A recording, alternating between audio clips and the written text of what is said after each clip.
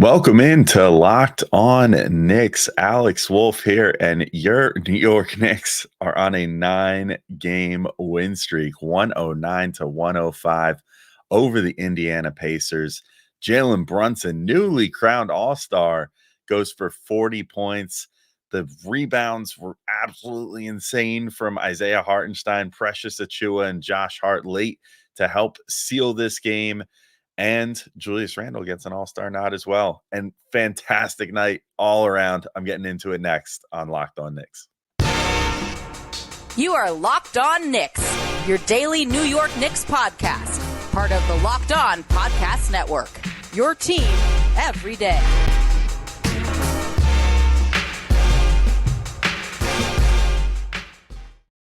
All right, welcome in to Locked On Knicks. This episode is brought to you by PrizePicks, the easiest and most exciting way to play daily fantasy sports. Go to prizepicks.com/LockedOnNBA and use code all lowercase LockedOnNBA for a first deposit match up to $100. And I want to thank you guys for making Locked On Knicks your first listen today and every day, whether you're checking us out on your favorite podcast platform or taking in sights and sounds on YouTube. We appreciate you making us a part of your daily routine. If you haven't already, make sure you hit that auto download function on your favorite podcast app or the notification bell on YouTube so you never miss an episode, because we are here for you guys 5 days a week, sometimes more.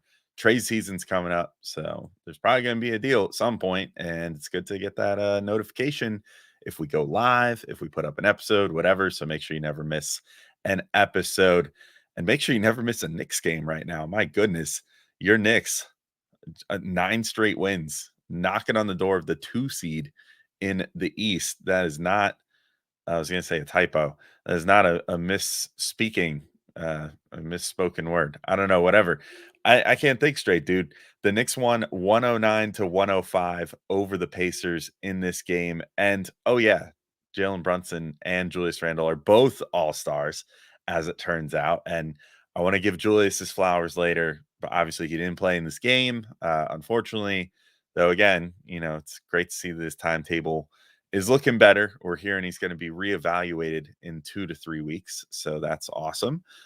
So hopefully things look real good then, and maybe we'll see him back in like 4 weeks or shortly after the All-Star break. That would be absolutely amazing. But the Knicks tonight, without Julius Randle, without OG Anunoby, without Quentin Grimes, who wound up missing this game as well, come back from 15 points down, and they beat the hell out of the Pacers in the second half.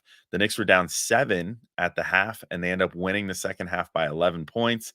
They hold the Pacers scoreless for over 5 straight minutes in the fourth quarter. That was incredibly impressive, because sometimes you see those graphics and it'll be like they're holding this team without a field goal for this amount of time, which is impressive. But then you realize, oh, well, they have shot like 6 free throws, and that's why they're still able to kind of stay in this game. No, the Knicks said, you guys don't get to score points, period, for over 5 minutes in the fourth quarter.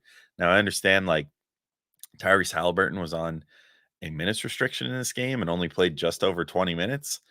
And they really stuck to that. One of those games where it makes you sort of be a little thankful for having Tibbs as the coach, because I don't think that Tibbs would ever have his star player only play 20 minutes in a game where it potentially had heavy playoff implications like this. I mean, this felt in many ways like a playoff game, except for the fact that Halliburton was not able to really give it a go beyond those 20 minutes.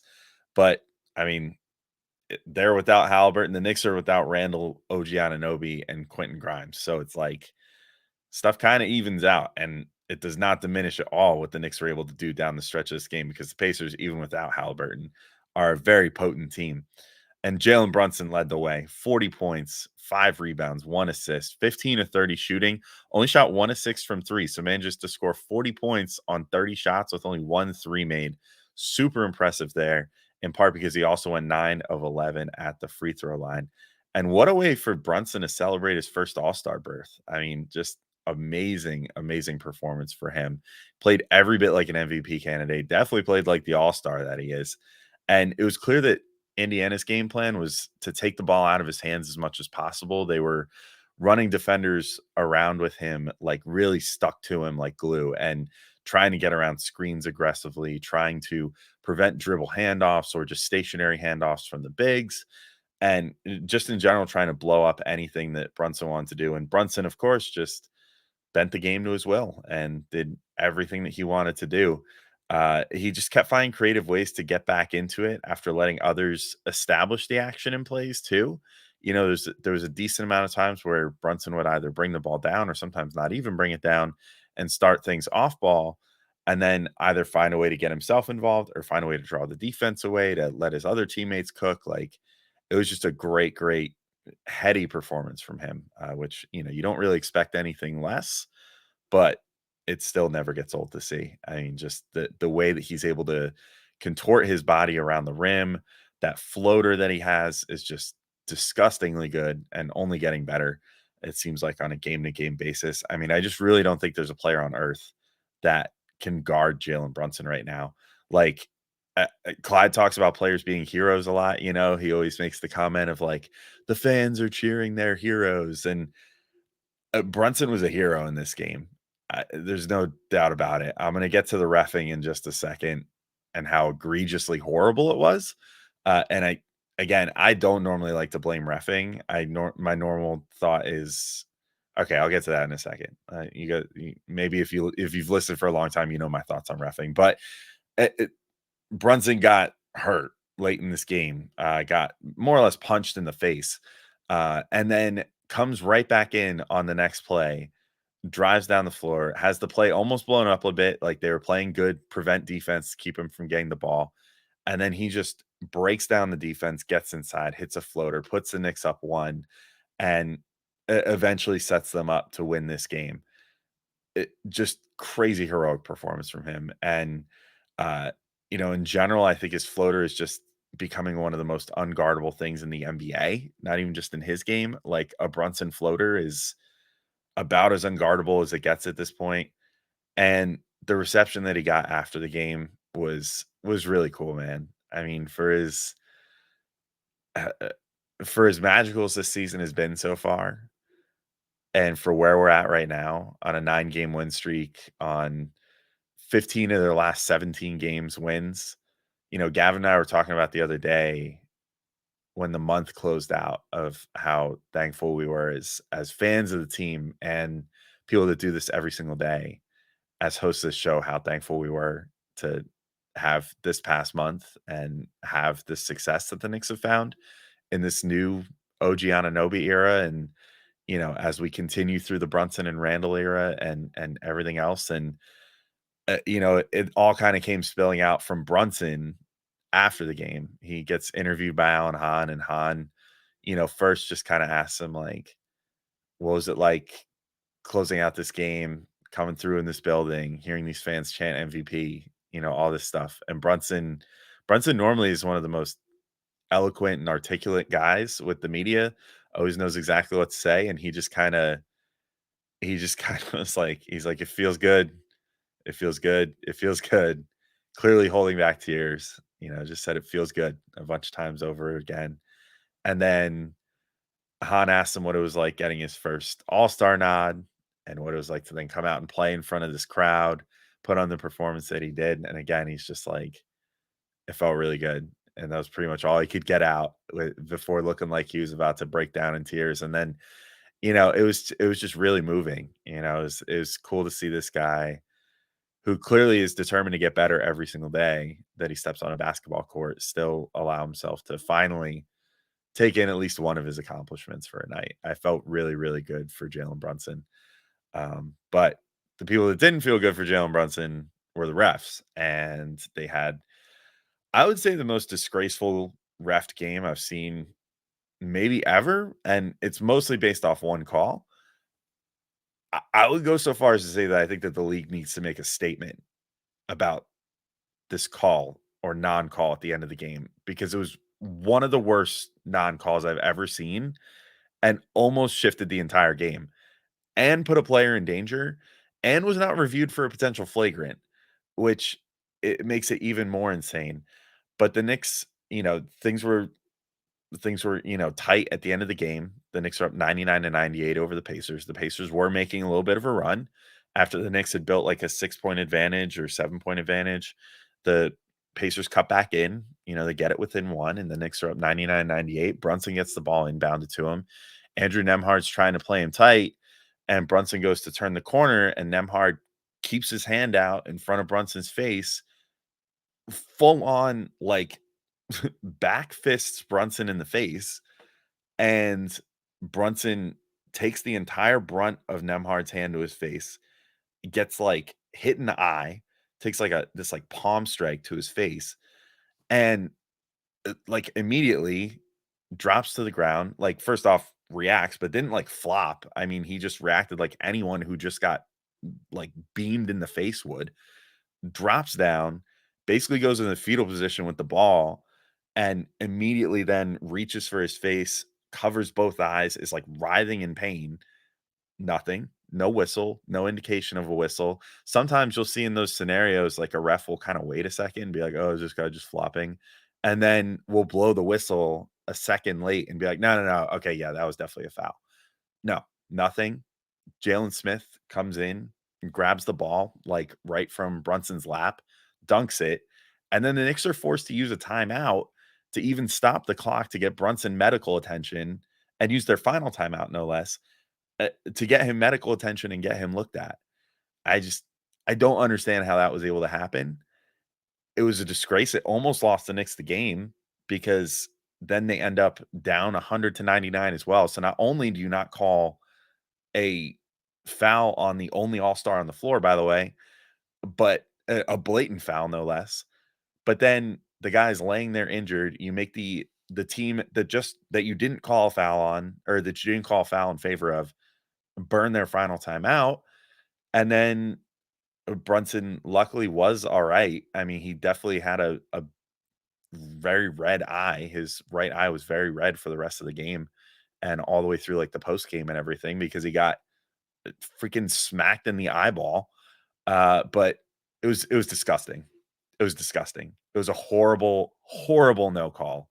And seriously, I think that ref needs to be fined or possibly fired for that. That is one, like, it starts becoming like that's not only just a missed call, that's like a missed player safety call. The whole crew did not then look at that for a flagrant, probably because they didn't even call a common foul to start with. So then, of course, they're not going to admit fault and be like, oh, actually, maybe that was a flagrant. Maybe we should go back and look at that. Terrible, horrible, disgusting. It shouldn't be allowed to stand, honestly. Like, if there was ever a time for refs to get fined, this is it, because it was terrible. But on top of that, it wasn't just like what happened to Brunson, but this game was just called extremely unevenly. I don't mean that in the sense of there were more calls one way or the other, although I do think that the Knicks did more to generate fouls than the Pacers did in this game. I thought the Knicks played a pretty clean brand of defense all in all, and when they screwed up, they did get called for it. I did not feel like that was the case the other way. Brunson the whole game was just kind of like playing the bongos on his cheeks, being like, they're hitting me, they're slapping me, they're hitting me in the face, and you're not calling fouls as I'm going to the rim.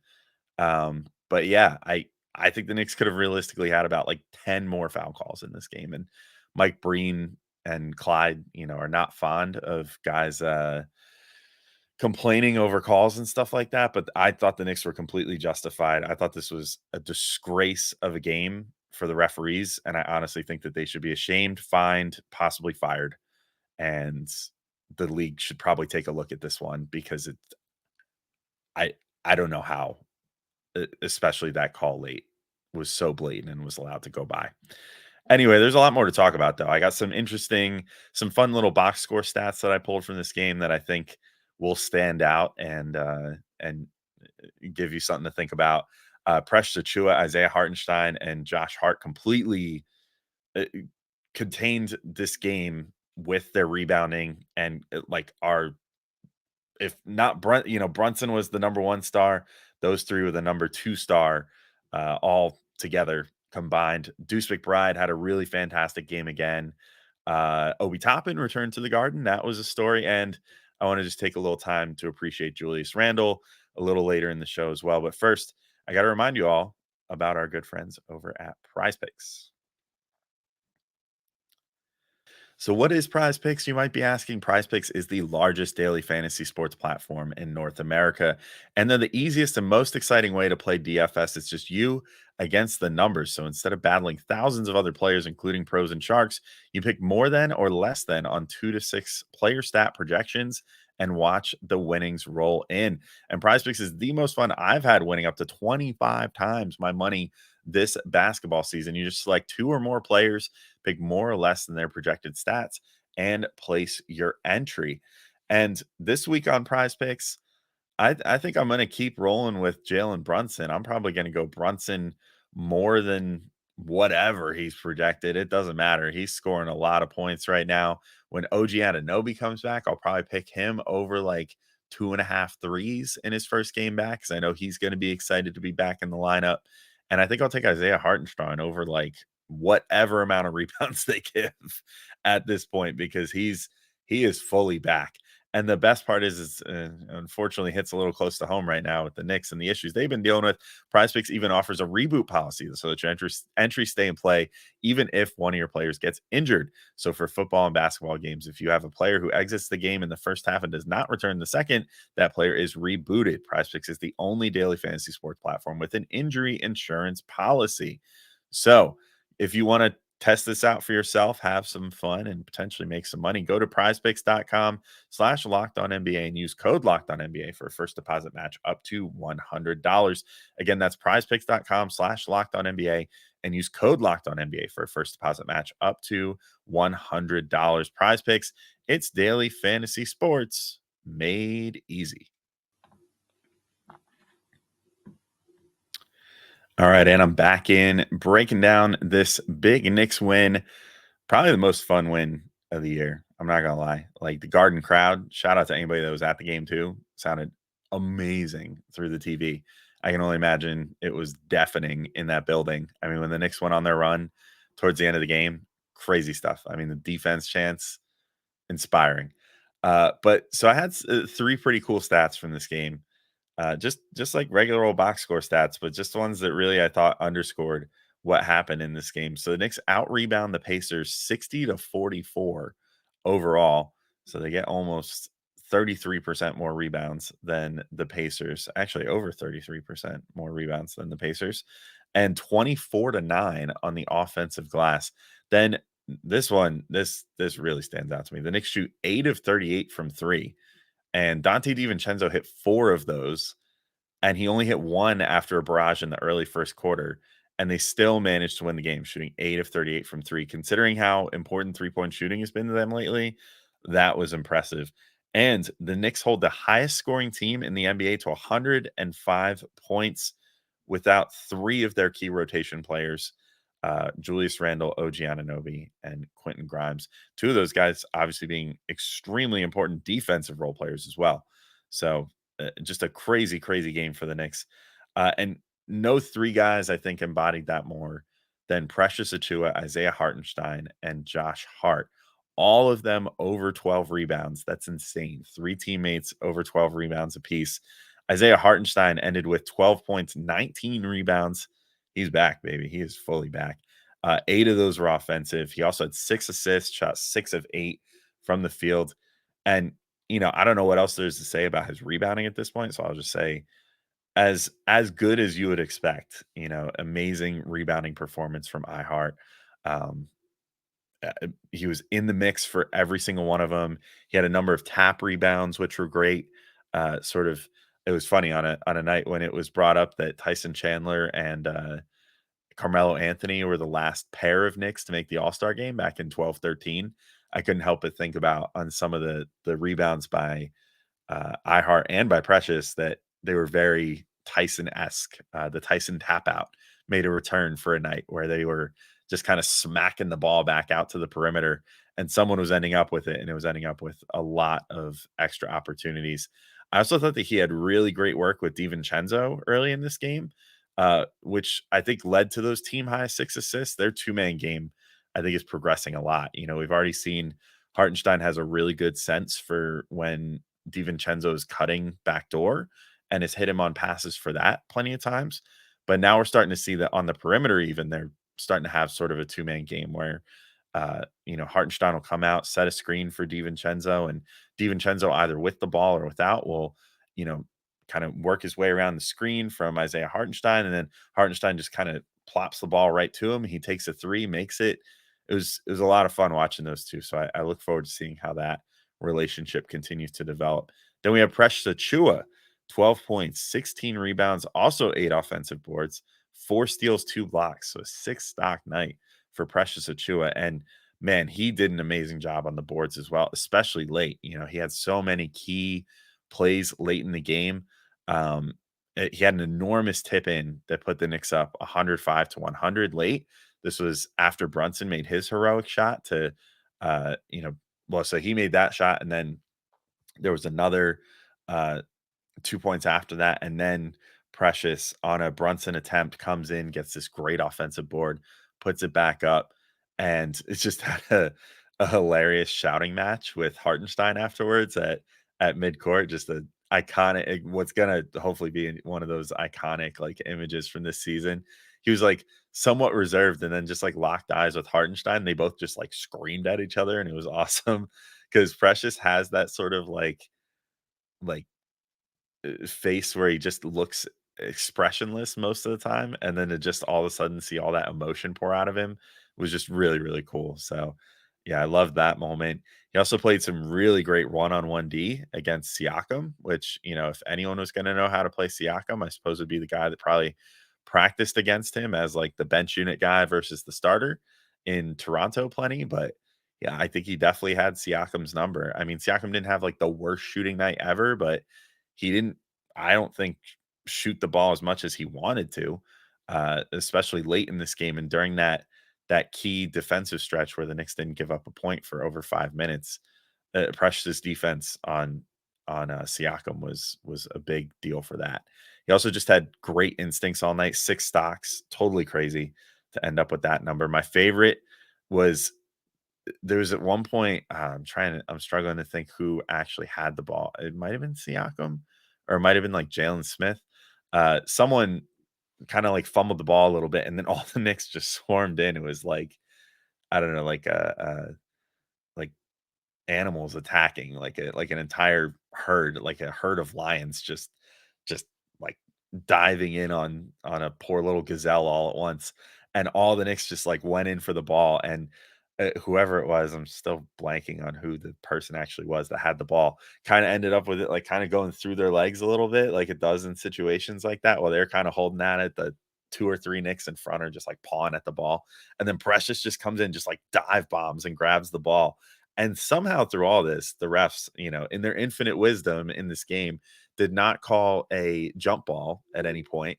And so then Precious just kind of like ripped it away from under the person and then gets a fast break going. And it was an awesome play. So that was probably my favorite of all the steals, but just an awesome, awesome defensive game from Precious Achiuwa. And then Hart, like it was an interesting game. 5 points for Hart. For a big old goose egg on field goals. He definitely did not have a shot going in this game, so that was unfortunate, but managed to get 5 points at the free throw line and then 12 rebounds, 3 offensive, just I don't know, kinda your standard Josh Hart effort, except for he couldn't really shoot it in this game, but defensively and rebounding, he absolutely made a difference in this game, and, just kinda did Josh Hart things. I saw someone, I think on Twitter, say that he just like plays like a rabid animal, and or maybe it was in the Strickland Discord, I forget, but someone said that, and I'm like, yeah, that's pretty accurate. I mean, he just, especially later in this game when the Knicks could kind of smell blood, he just was running around like crazy, just like throwing his body at the ball, just trying to make sure it didn't go out of bounds or didn't, uh, get away from him or one of his teammates or anything like that. And he just had a phenomenal game as well. So I want to talk a bit about Deuce McBride in the next segment and how great he played, as well as it was a little bit of an off night for Dante DiVincenzo. So I'll quickly get into that. Obi Toppin's return to the Garden and just some Julius Randle appreciation because you know what? He got voted an All-Star too, and he really deserved it. And I want to just make sure that he gets his flowers for what he's done for this team. So I'll get into all that next. But first, I got to let you all know about our good friends over at FanDuel. Happy Super Bowl to all who celebrate from FanDuel, America's #1 sportsbook. And if you're like me, Super Bowl Sunday is all about scoring the best seat on the couch, grabbing your favorite football snacks, and placing some super bets. And I'll tell you what, I love everything about the Super Bowl. Like I'm all about it. I love like friends holidays where I can go hang out with my friends, and it's like my favorite one, I think, is the Super Bowl because it's just I can sit there, I can watch the game for myself, I can explain how football works for the 100th time to that one friend who just never quite knows how football works. I don't know how there's always one of those. But it's a ton of fun. And I love all the snacks too, because how could you not? But let me tell you what, if I was going to place a bet, oh man, the odds have gone way down since I saw it the other day, but I still think this is a good bet. Travis Kelsey at plus 1700 to win Super Bowl MVP. I mean, put your conspiracy theory hat on for a minute and tell me if you don't think that he's going to end up winning that thing. I think that's a pretty good bet to place, one that could potentially cash out quite a bit. Because the NFL, if he gets like, I don't know, 10 receptions for like 80 yards and a touchdown or two, you might see him as the MVP because then they'll get Taylor Swift up on that stage, and they're gonna like that. So FanDuel has so many ways for you to end the season with a W or two or three. Not only can you bet on who will win Super Bowl 58, but FanDuel also has bets for which players will score touchdowns, how many points will be scored, and so much more. So new customers join today, and you'll get $200 in bonus bets if your first bet of $5 or more wins. Just visit FanDuel.com/locked on to sign up. That's fanduel.com/locked on. Make every moment more with FanDuel, an official sportsbook partner of the NFL. All right, and I'm back in to keep talking through this Knicks game. And man, this is one of those that I feel like I could talk about all night, but I'll try to be brief here and just get through some of my final notes. Deuce McBride, what a game this was for him. 16 points, 2 steals, 6 of 13 shooting, 3 of 8 from three. Honestly, you could have told me he shot like 12 for 12, and I would have been like, yeah, I believe it, man. Everything that he did just felt so consequential in this game. I thought that it was like the most aggressive that he's looked in a minute, especially with the ball in his hands. Like getting out in transition, like one of his first buckets, or maybe even his first bucket, I forget. He got a steal, went out in transition, and it was kind of like a 1-on-2. It was actually defended pretty well. And yet he just kind of like slices through the D, finds his window, finishes through traffic. That was fantastic. Had a really aggressive lefty finish at one point in this game. And then just like in general was seeking out contact inside, finishing through it, had a nice and one. It's just awesome, awesome stuff from Deuce there. And of course, hitting the three threes, all of them felt like they came at like one of the biggest moments that the Knicks needed in this game. It was really awesome. I mean, I feel so good for Deuce right now. Like he's playing so good. He's making uh, he's making good on the Knicks tagging him as like the one guy that they really wanted to keep out of all of his contemporaries. So is Jericho Sims, to be fair, who also Sims had a really good game too. Racked up 3 blocks in really quick succession. Only played 12 minutes, had 3 blocks. Great game for him. But yeah, Deuce is just he's finding a new gear right now. I think Deuce might legitimately in like a year's time we might be looking at Deuce's contract and being like, this is one of the best value contracts in the NBA. How is this guy not getting paid more than like $2 million for the next few years? He looks really, really good. So I was super happy with this game for him. And I hope the confidence stays there for him, man, because he's playing some fantastic basketball right now. Dante DiVincenzo had an okay game. I mean, certainly wasn't his best. He made a joke after the game. He got asked by Bill Pito, like in the back in the post game, like, "Hey, so like the offensive rebounding was so good, and like he didn't really have a huge part in that. Like DiVincenzo didn't actually have any offensive rebounds, and so it was a little bit of a weird question. But I think Pito was just kind of asking about the general effect from the whole team." And DiVincenzo was like, "Well, yeah, I mean, I gave them plenty of chances to get misses in this game, unfortunately. So I'm glad he had a good sense of humor about it, but still managed to find his way to 20 points without even taking a single free throw, which was interesting. But 20 points on 26 shots, so not exactly the most efficient day of his life. Did a lot of his damage early in this game though, and the Knicks really needed it. Like the Pacers, I think came out with a good strategy of just trying to smother Brunson and make other guys beat them, and we're playing a very fast style against the Knicks early in this game as well, getting out in transition, doing what they do. And DiVincenzo was the stabilizing presence through the early part of this game, had 3 threes in the first quarter, did hit one later in the game too. So they really needed everything that they got out of him, even if it was a rougher night. But I love, honestly, him putting up 16 attempts from three. I'm totally fine with that. With how he's been shooting lately and how he's been shooting for the whole season, a stinker of a night is going to happen every once in a while. But I love that he has the comfort to take those shots and can just kind of give the Knicks that 3-point volume that they need, because every team needs guys that can put up threes and be respected from there, because it helps open up the rest of the offense for everybody. And he got hard closeouts every single time that he took a three. So clearly he made an impact in this game, regardless of if he was particularly efficient or not.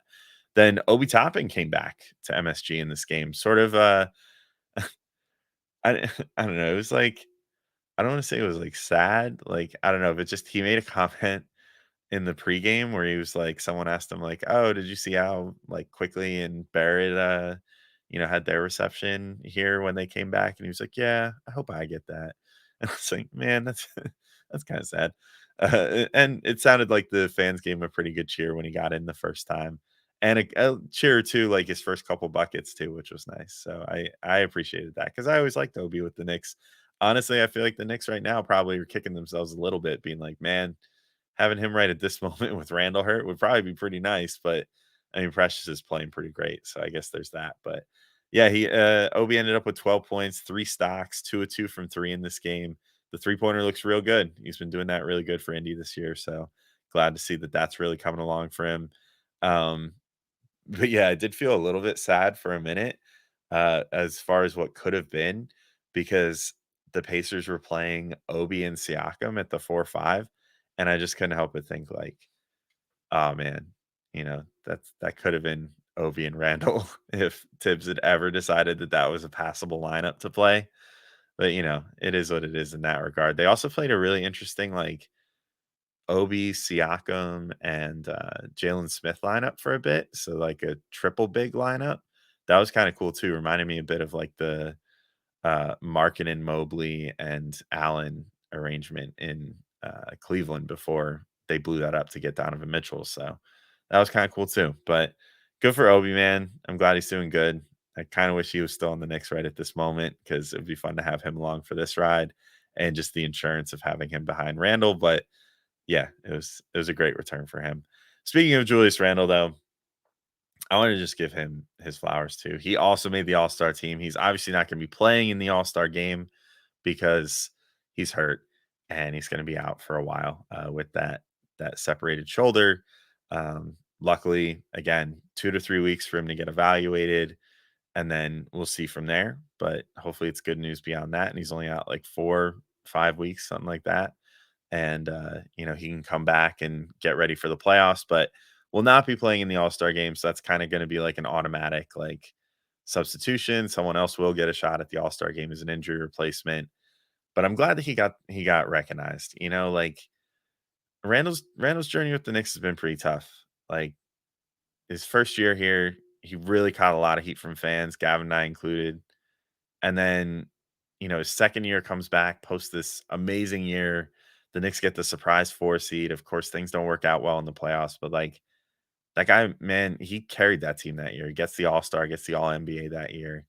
Next year, obviously, was so tumultuous with the 21 and 22 season. But these last 2 seasons, he's been just so good again for this team and has only been getting better. Like, I really thought he was playing his best basketball of his career right before he got hurt. And, has really adjusted his game to be whatever this team needs. He has reeled in some of his worst tendencies, replaced them with just fantastic tendencies as far as his shot selection, how he looks for others, how he reads the floor, how he manipulates what the defense is giving him. I mean, he's gotten so much better. So like it's funny that he was once the consolation prize of the KD Kyrie summer and now has turned into a more productive player towards winning basketball than either of those two have been in that same amount of time. And those are two like all world talents. And that speaks a lot to Julius Randle. Um, I think it's a well-deserved all-star nod. I know a lot of people were kind of like, oh, well, maybe some of these other guys deserve more, blah, blah, blah. Well, the good news is someone else will get a chance at an all-star nod too. Julius Randle would not have gotten that if he hadn't just gotten voted in. So I'm glad that he did, that he got voted in. He's going to relinquish his spot due to injury, obviously, but we'll still have that designation of all-star this year. And he completely deserves it. He was an all-star for the first part of this year. And especially considering how horrible he started this year to how well he rebounded and how well he was playing before he got hurt, he 100% deserved it. And I'm really happy for the guy. I'm proud to root for him on my team, just like Jalen Brunson, just like everybody on this team right now. And I know he's going to come back and he's going to keep playing like an all-star before the end of this year, and hopefully get a real chance to show everybody what he's got in the playoffs and prove some of that doubt wrong as well. But anyway, I think that's it for today. Thank you all for listening. And we'll be back. I got actually a Saturday drop for you guys tomorrow. I have a little trade deadline discussion with Locked On Bulls. So maybe some names that you want to hear, maybe some names you don't want to hear. But we had an interesting discussion and came away with a name and a trade that I feel like a lot of Knicks fans maybe would be behind, and maybe a couple of you would want me fired for if I was the Knicks GM. So I'll let you guys be the judge tomorrow. But until then, thank you all for listening. Let's go Knicks. Let's get 10 straight. Talk to y'all soon. Peace out, everybody.